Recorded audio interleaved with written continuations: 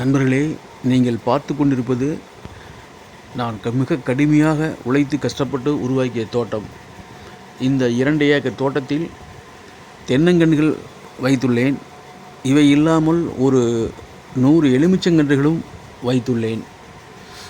இப்பொழுது நீங்கள் பார்த்து கொண்டிருப்பது நான் வைத்துள்ள தென்னங்கன்றுகளும் எலுமிச்சங்கன்றுகளும் தான். இப்பொழுதுதான் வைத்துள்ளேன். இதற்கு எனது கிணற்றில் போதிய தண்ணீர் இல்லாமல் மிகவும் கஷ்டப்படுகிறேன். பயிர் வாடுவதைக் கண்டால் என் மனமும் வாடுகிறது. இங்கே பாருங்கள், கிணற்றில் நீரை உருவாக்குவதற்கு புதிதாக கிணறு வெட்ட வேண்டும், கிணற்றை ஆழப்படுத்த வேண்டும் அல்லது போர்வெல் போட வேண்டும். இதற்கு என்னிடம் பணம் இல்லாமல் மிகவும் கஷ்டப்படுகிறேன்.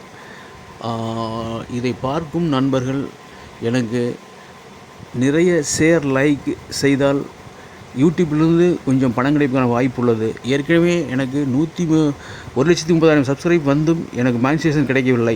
காரணம், நான் வேறு சோசியல் மீடியாவிலிருந்து எடுத்து போட்ட வீடியோவா என்ற காரணத்தில் எனக்கு கிடைக்காமல் போய்விட்டது.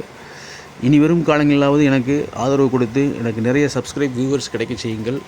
இதன் மூலமாக மானிட்டைசேஷன் கிடைத்து யூடியூப்பிலிருந்து கொஞ்சம் பணம் கிடைத்தால் நான் ஃபார்வர்ட் போடுவதற்கோ அல்லது என் விவசாயத்துக்கோ பயன்படுத்துவதற்கோ மிகவும் உதவியாக இருக்கும்.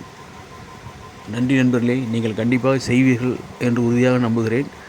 ஒன்றுமில்லை, அதிகமான வியூவர்ஸ் கிடைக்க வேண்டும், அதிகமாக லைக்ஸ், அதிகமாக ஷேர் கிடைக்க வேண்டும். இதை செய்தாலே போதும். நீங்கள் எனக்கு செய்யக்கூடிய மிகப்பெரிய உதவி. இங்கே பாருங்கள், இதுதான் எனது கிணறு. இந்த கிணற்றில் தற்பொழுது தண்ணீர் வற்றிவிட்டது.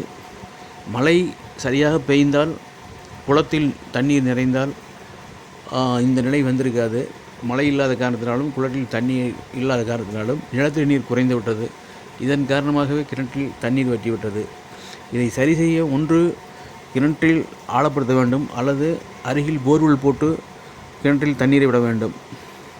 இதை செய்வதற்கு என்னிடம் பணம் இல்லை.